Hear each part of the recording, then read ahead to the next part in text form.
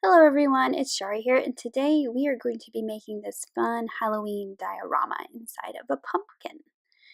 So I have this craft pumpkin diorama that I found at Michael's, and we're going to be making a little scene inside.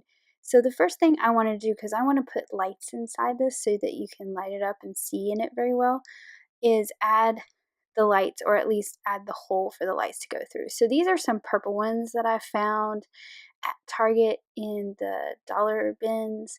The ones I'm going to use are actually orange.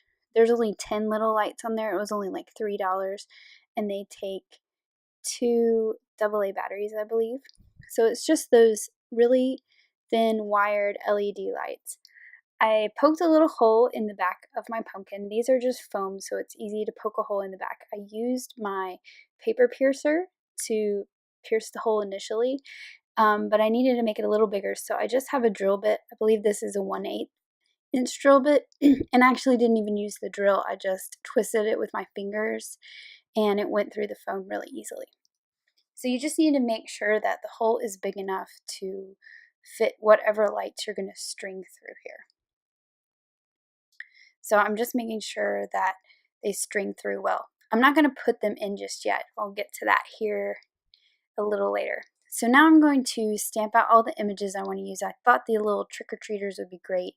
You can see I already have a couple already colored here that I colored for another project and didn't end up using. So I'm going to be using some of those trick-or-treaters from Costume Party. I'm also going to use the house from Happy Haunting and the little ghost and the tombstone that are from the, I think it's Spooktacular set. So I'm just going to fast forward all my stamping and my coloring. So this is going to be super speed stamping and coloring. And I am going to use all these trick-or-treaters here. So I've already got a witch and the pumpkin up there. So I've stamped out the other 3 and I'll color those. I'm stamping out some tombstones and a couple ghosts. I actually don't end up using all these. And I am actually going to use some images that I didn't stamp out on this initial run. Because I stamped some bats from the Spooktacular set and some of the pumpkins from the Costume Party set. So I'm just doing some really easy coloring with some easy shading. Just using a couple greens here for my little kid dressed as a dinosaur. And for whatever reason, I always have to give him purple spikes on his back. I don't know. To me, the dinosaurs are always green and purple. Now for the mummy, I didn't want to leave him just white, so I'm using a very pale brown. It's an E000, and I'm just kind of not coloring the whole piece of the bandage, just highlighting the edges. And I'm going to color his little face and his little hands. And now I'm doing my unicorn. And I'm going to do the same thing with unicorn too, because I want it to be white. So you'll see here when I get to the body that I am going to go around it with a very light gray.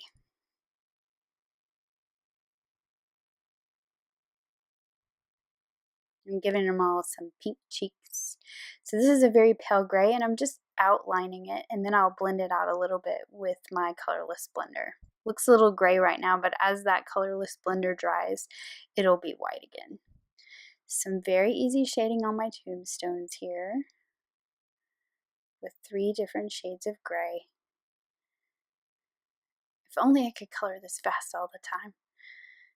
And then I'm going to go in with that really pale gray, just like I did on the unicorn, and blend it out with the colorless blender on the ghost. I also gave them some little rosy cheeks you can see there. Now for the house, I am using 2 purples. I'm using the V12 and the V15. And I'm just blending them together until I get the color that I want. I'm starting with the V12 and then I'll go with the V15. And then I used some V17 on that front porch area because it's even more in the shadow because of that roof over top. And I'm just using various colors of gray for the roof and the front and the chimney. And then here's my pumpkins. So I'm going in with an orange and then a very pale orange for the center. told you it was super quick coloring. There was a lot to color, and I really wanted to get to the construction and the assembly of this. So I've got a 5-inch foam ball here, and I'm going to cut it in half, and I'm just using a kitchen knife to do this, and just use whatever you have that will cut through it. Just be very careful. And it's a little tall in there, so I'm just going to cut a flat piece on the top so I don't have such a rounded hill. You're not going to really see this at all, so it really doesn't matter what shape it is.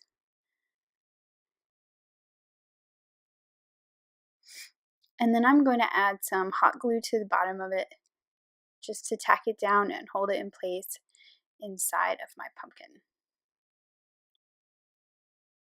You really don't need a lot. And you wouldn't even have to glue it down if you didn't want to, especially if maybe you want to take this out at some point and put like a fall scene inside. So once I've got that down in there, I found this black dyed Spanish moss stuff at Michael's where I found the pumpkin. So it's in kind of the little section where the diorama stuff is. This stuff is really messy. It made my hands really black, but I like the way it looked for the ground. So I'm just kind of covering that styrofoam ball as much as I can. I'm going to use all of it. It wasn't a very big bag, but I want to cover up that ball because it's white. I had also thought about painting that styrofoam ball black so that you didn't see it, but once I got the Spanish moss in there and made it nice and full, you really don't see that ball very much, so it worked out pretty well. And I'm not even attaching that in any way, it's just kind of sitting in there. Once I get all my pieces in there, it will really hold it in. So now I'm adding my lights. So I'm stringing them through that hole I made in the back, which did not get covered up because I made it high enough up to where it didn't get covered up by the styrofoam ball. So that is one thing to remember. So I'm just pulling them all the way through, straight out the front of the pumpkin, and then I'm just going to kind of wad them up and shove them in there. And then here's where you can start to play with them to get them where you want them. You may want to see how it really lights it up in there actually. You may want to just put some around. I kind of made it wrap around in front and then around the opening and then a couple in the back.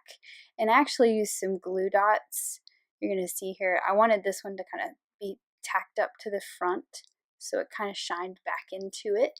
And so I'm just going to use a glue dot and I'm going to put that on the inside of the pumpkin and just press the wire into the glue dot and that will hold it in place.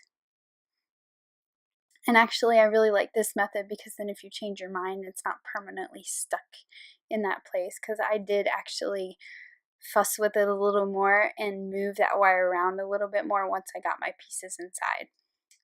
So now to kind of prep my pieces here, and the secret to this is toothpicks. That's all. That is all you need, some toothpicks and some hot glue. So I'm just going to add some hot glue to a toothpick and lay it on the back of my pieces. And I'm just going to go ahead and do that to all my pieces here. You don't need a whole lot sticking out the bottom because they're just paper. They're not heavy. They're not going to go anywhere. And the ball is not that deep, so you really don't want to, you definitely don't want to have too much of a toothpick. For the little things like the tombstones, I'm actually cutting that toothpick in half, and I'm just going to add that to the back of those as well. But this makes them nice and sturdy, and they stand up really easy. The hot glue dries quickly, you don't see it anyways, and it's not going to seep through and mess up your coloring or your markers or anything like that. So this really works well as a method for sticking these little pieces inside our diorama. Now I had an idea. This is a piece of vellum that's colored with alcohol ink. It's left over from when I did a previous video with the trees and all the vellum was colored. I thought it would make a cool moon. So I'm using the die that cuts out the moon from Happy Haunting, and also am using the little bat that is from the add-on set for the scalloped box die. And I'm just going to add the moon to the back of the chimney so that it looks like it is behind the house. I just thought that might be a cool effect. Now when you see the pictures later, you're going to say, well, that's not very obvious, but I think it's kind of cool because it has sort of a ghosty like glow to it. But the other cool thing is I can put a little glue dot on the one wing of my bat and make him cross the moon, and he looks like he's floating up there. So I really like that effect. So I'm just going to go ahead and start with the house and stick that in there so I can kind of build in front of it. So I'm going to turn on my lights here so you can see. If you get a light right behind that moon, it has a really cool effect because it kind of looks frosty in there. So now you just start playing with it and making your little scene. And I'll be honest, I'd put things in here that I'd pull them out and I'd move them around so that I didn't hide other things behind it. So it's just kind of a playful, fun, creating your scene. And nothing in there is permanent because you just stuck it into foam with a toothpick. So it's no big deal. Now, if you want things to kind of float like the ghosts and the bats, I just have some really thin wire here. You can stick that right down into the foam. It's a little harder because it'll bend. So using the needle nose pliers is actually very helpful. Or, like I'm doing here, I am going to just glue this wire to the back of the house. So the bat's gonna have that as its support. You can also glue the wire or wrap it around a toothpick and then hide the toothpick down into the foam. So I really wish I had done this before. I put all these pieces in here. I had to take the house out to do it, but it's just stuck in there. It's easy to get back in there because it's just a toothpick, no glue involved. And they are really pretty sturdy in there. And I think those just 10 little lights give off such a good glow, and you can see what's going on in there so well. So I went in with some more glue dots and kind of held some things in place, and I'm just adjusting it here now that I have all my pieces because I just don't want the wire going across any of my pieces. So here is a look at the cool diorama here. You can kind of see the moon a little bit back there.